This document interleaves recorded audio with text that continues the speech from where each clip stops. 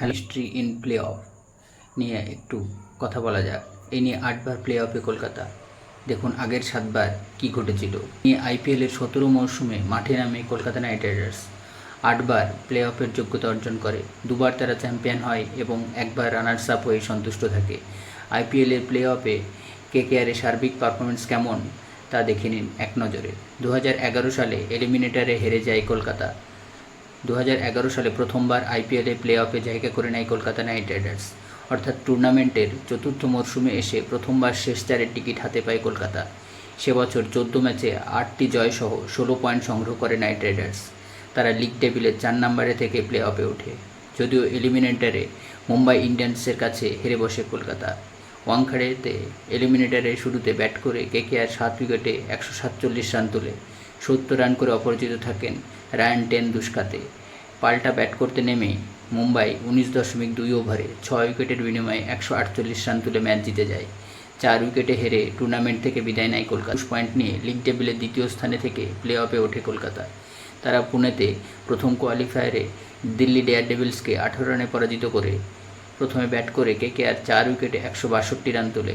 জবাবে দিল্লি ব্যাট করতে নেমে 8 উইকেটে 144 রানে আটকে যায়। পরে চিপকে ফাইনালে চেন্নাই সুপার কিংসকে 5 উইকেটে হারিয়ে শুরুতে ব্যাট করতে নেমে চেন্নাই 3 উইকেটে 190 রান তোলে। পাল্টা ব্যাট করতে নেমে কেকেআর 19.4 ওভারে 5 উইকেটে 192 রান তুলে ম্যাচ জিতে যায়। 89 একটা দুর্ধর্ষ ইনিংস খেলেন মনবিন্দর সিং বিসলা। 2014 সালে চ্যাম্পিয়ন হয় কেকেআর। 2014 সালে 14 ম্যাচে 18 পয়েন্ট নিয়ে লিগ টেবিলের দ্বিতীয় স্থানে থেকে প্লে অফে ওঠে কেকেআর। তারা ইডেনের প্রথম কোয়ালিফায়ারে পাঞ্জাব কিংসকে 28 রানে হারিয়ে দেয়। শুরুতে ব্যাট করতে নেমে কেকেআর 8 উইকেটে 163 রান তোলে। পাল্টা ব্যাট করতে নেমে পাঞ্জাব 8 উইকেটে 135 রানে আটকে যায়। পরে চিন্নস্বামীর ফাইনালে সেই পাঞ্জাব কিংসকে 3 উইকেটে হারিয়ে চ্যাম্পিয়ন হয় কলকাতা। শুরুতে ব্যাট করে পাঞ্জাব 4 উইকেটে 199 রান তোলে। কেকেআর 19.3 ওভারে 7 উইকেটের বিনিময়ে 200 রান তুলে ম্যাচ জিতে যায়। 94 রান করেন মনীষ পান্ডে।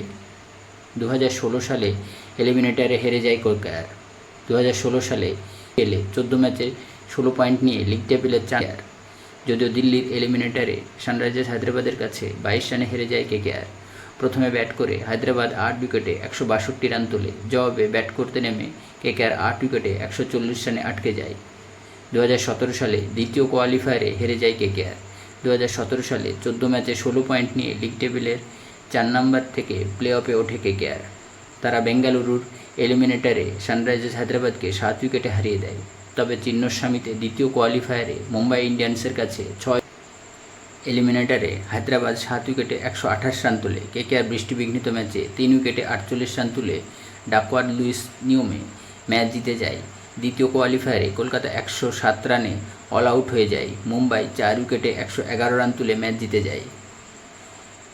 2018 সালে দ্বিতীয় কোয়ালিফায়ারে হেরে যায় কেকেআর। 2018 সালে 14 ম্যাচে 16 পয়েন্ট নিয়ে লিগ টেবিলের দ্বিতীয় নাম্বার থেকে প্লে অফে ওঠে কেকেআর। তারা ইডেনের এলিমিনেটরে রাজস্থান রয়্যালসকে 25 রানে হারিয়ে দেয়। তবে ইডেনে দ্বিতীয় কোয়ালিফায়ারে সানরাইজার্স হায়দ্রাবাদের কাছে 14 রানে হেরে যায় কেকেআর। এলিমিনেটরে কেকেআর 7 উইকেটে 169 রান তোলে। পাল্টা ব্যাট করতে নেমে রাজস্থান 4। দ্বিতীয় কোয়ালিফায়ারে হায়দ্রাবাদ 7 উইকেটে 174 রান তোলে। কলকাতা 9 উইকেটে 160 রানে আটকে যায়। 2021 সালে ফাইনালে হেরে যায় কেকেআর। 2021 সালের আইপিএলে 14 ম্যাচে 14 পয়েন্ট নিয়ে লিগ টেবিলের 4 নম্বর থেকে প্লে অফে ওঠে কেকেআর। তারা শারজায় এলিমিনেটরে আরসিবিকে 4 উইকেটে হারিয়ে দেয়। শারজাতেই দ্বিতীয় কোয়ালিফায়ারে দিল্লি ক্যাপিটালসকে 3 উইকেটে পরাজিত করে নাইট রাইডার্স। দুবাইয়ের ফাইনালে চেন্নাইয়ের কাছে 27 রানে হেরে রানার্স আপ হয়ে সন্তুষ্ট থাকে কলকাতা। এলিমিনেটরে আরসিবি 7 উইকেটে 138 রান তোলে। কেকেআর 6 উইকেটে 100। দ্বিতীয় কোয়ালিফায়ারে দিল্লি 5 উইকেটে 135 রান তোলে। কেকেআর 7 উইকেটে 136 রান তুলে ম্যাচ জিতে যায়। ফাইনালে চেন্নাই 3 উইকেটে 192 রান তোলে। কেকেআর 9 উইকেটে 165। 24 সালে লিগ চ্যাম্পিয়ন হয়ে প্লে অফে কেকেআর। চলতি আইপিএলে 14 ম্যাচে 20 পয়েন্ট সংগ্রহ করে কেকেআর তারা লিগ টেবিলের 1 নম্বরে থেকে প্লে অফের যোগ্যতা অর্জন করে। তবে এখন দেখা যাক এইবারে কি হয় কেকেআর। সবাই মুখিয়ে আছে সেটা দেখার জন্য। এই ভিডিওটি যদি ভালো লাগে তাহলে লাইক করবেন এবং চ্যানেলটিকে সাবস্ক্রাইব করবেন।